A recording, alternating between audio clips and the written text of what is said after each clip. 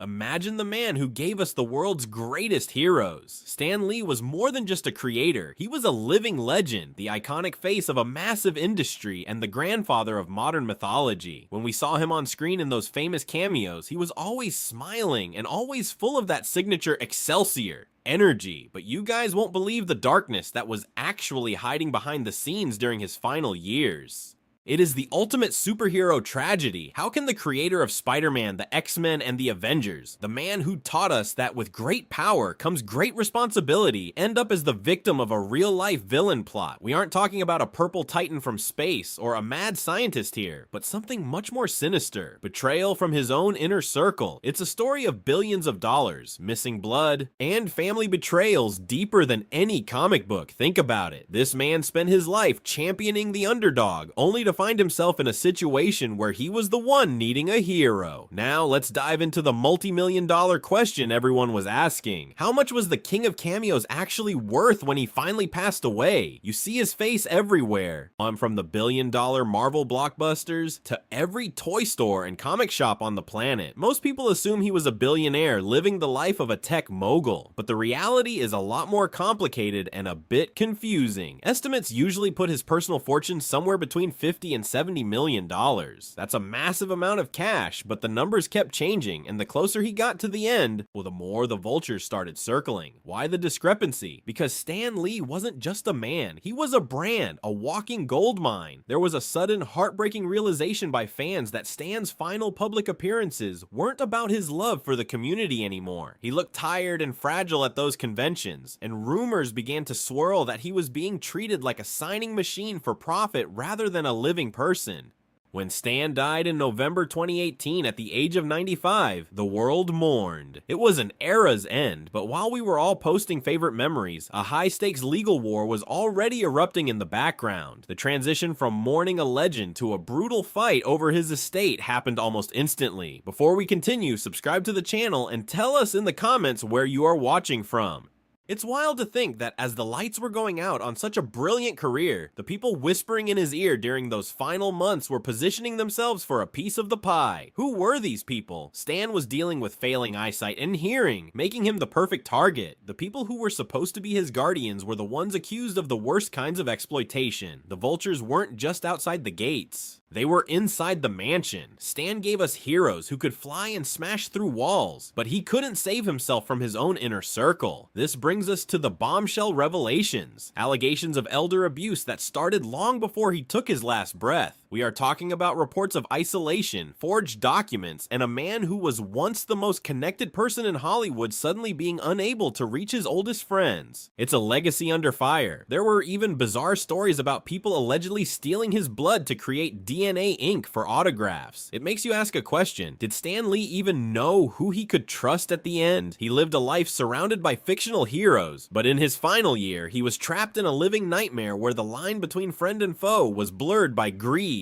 This is only the beginning of the chaos rapidly unfolding behind those closed doors. At the heart of this storm stood Stan's only daughter, Joan Celia Lee. Known to most as JC, family dynamics are always tricky, but when millions of dollars are involved, things get messy fast. JC had a reputation for having a volatile relationship with both of her parents. For years, rumors swirled about her high-spending habits and constant demands for more money from her father's estate. Can you imagine the pressure on Stan? Here he was, a man in his 90s, working grueling hours at conventions to satisfy what seemed like a bottomless pit of financial need. Some reports even alleged physical and verbal abuse toward her parents, claims she vehemently denied. It's a truly tragic picture, a bond strained by the shadow of fame and the weight of a multi-million-dollar legacy. Was she just a daughter struggling with her own demons, or a primary source of the stress that clouded Stan's final years? It makes you wonder how much he was hiding from the world just to keep the peace at home. The complexity of their relationship still leaves fans debating and scratching their heads today. Then we have the man who became the gatekeeper of Stan's life, Kia Morgan. He was a memorabilia collector who somehow managed to wedge himself into Stan's inner circle during a time of immense vulnerability, right after Stan's beloved wife, Joni, passed away. Seriously, guys, how does a business associate become the most powerful man in a legend's life? Under Kia's watch, a chilling isolation began. Stan's old friends, people who had known him for decades, suddenly found themselves blocked. Calls went unanswered, and visits were turned away at the gate. It was like an invisible wall had been built around the king of cameos. Keiya painted himself as the savior looking out for Stan against a predatory family, but the public saw something else entirely. Was he a protector or a usurper? The narrative flipped fast when allegations of elder abuse and false imprisonment started making headlines. People started asking if Stan was even making his own decisions anymore, or if he was just following a script written by someone else. It felt like Stan was a prize in a tug of war, and Keiya was pulling the hardest to claim the legend for himself. And it wasn't just the big names causing the drama. The atmosphere inside Stan's Los Angeles mansion was described as an environment of pure fear. Max Anderson, Stan's former road manager, saw the chaos firsthand during those exhausting circuits. He witnessed the deep fatigue in Stan's eyes, while others pushed him to keep signing autographs and keep the revenue flowing. Then you have the rotating door of lawyers and business managers. Every time Stan got comfortable with someone he trusted, they were fired and replaced by someone favored by whoever was currently in control. Whispers of hidden cameras and monitored phone calls became common talk among the staff. It was a total circus behind those closed doors, and nobody seemed to be looking out for the man himself. Think about that for a second. Imagine living in your own home, the place where you should feel safest, and knowing that every word you say is being recorded. It sounds like some seriously dystopian stuff, right? This wasn't the heroic life a legend like Stan Lee deserved. Where does Disney fit into all of this? You'd think the House of Mouse would protect their biggest icon. Well, the legal reality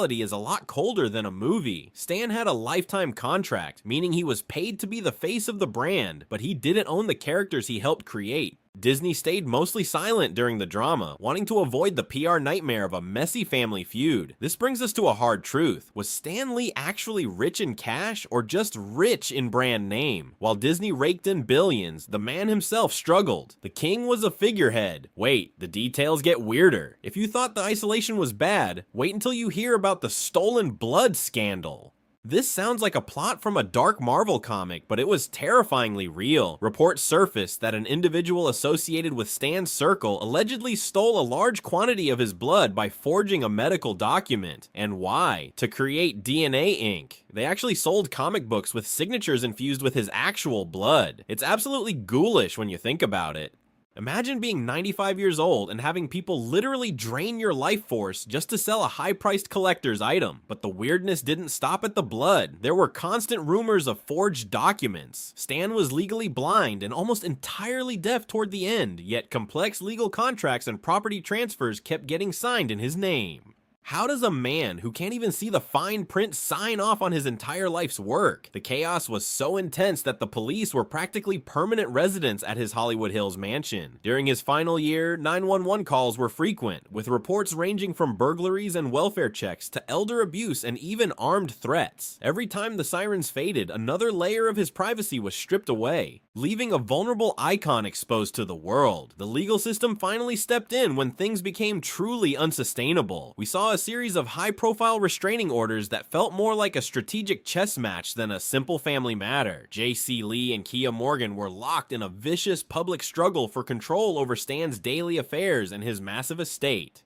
The courtrooms of Los Angeles became the new battleground for the legacy of a man who just wanted to tell stories and see his fans smile. And the public didn't stay silent for 1 second. The hashtag Justice for Stan started trending globally as fans across the world demanded a full investigation into his well-being. Even industry titans like Kevin Smith stepped up, publicly offering Stan a place to stay in his own home just to get him away from the toxic environment. Smith, a lifelong fan and a genuine friend, was one of many who saw the glaring red flags and tried to sound the alarm before it was too late. It was a rare, powerful moment where the comic book community acted like the very heroes Stan created, trying to save the creator who had given them a universe of hope. So, where does that leave the legacy today? You might be wondering who actually won this bitter war for the fortune. Since Stan's passing in late 2018, the legal dust has slowly begun to settle, but the money is still a massive point of contention. Much of the estate is now managed by those close to JC. But the commercial machine keeps grinding on without pause. Have you noticed how Stan Lee's face and signature are still everywhere you look? Disney recently signed a massive 20-year deal to use his name and likeness in future projects using CGI and archival footage. It raises a massive ethical question that we are all still grappling with. Who is really profiting from his digital ghost? The battle over his universe and branding rights continues in the shadows of corporate offices and law firms. While fans celebrate his digital cameos in the latest blockbusters, the reality of who actually collects the multi-million-dollar checks remains a complicated web of trusts, corporations, and legal entities that most of us will never fully see. Is his legacy defined by the incredible heroes he built, or by this tragic final chapter that felt like a betrayal? Many industry insiders believe a definitive documentary or film is inevitable, one that finally exposes the full, unvarnished truth of what happened behind those locked mansion doors in his final months. There's so much we still don't know, and the secrets might be even darker than what's already been leaked to the press. In a world of capes, superpowers, and clear-cut villains, it turns out Stan Lee's biggest and most painful battle wasn't against a cosmic threat or a mad scientist. It happened right there in his own living room, surrounded by the people who were supposed to love and protect him most. Looking back at his final public smiles, you have to ask yourself, was he the ultimate victim of a real-life villain plot, or was it just a heartbreaking family tragedy fueled by too much money and far too little oversight? One thing is for sure, the King of Cameos deserved a much more heroic ending than the one he was given. Excelsior, Stan, we're still rooting for you. Even now.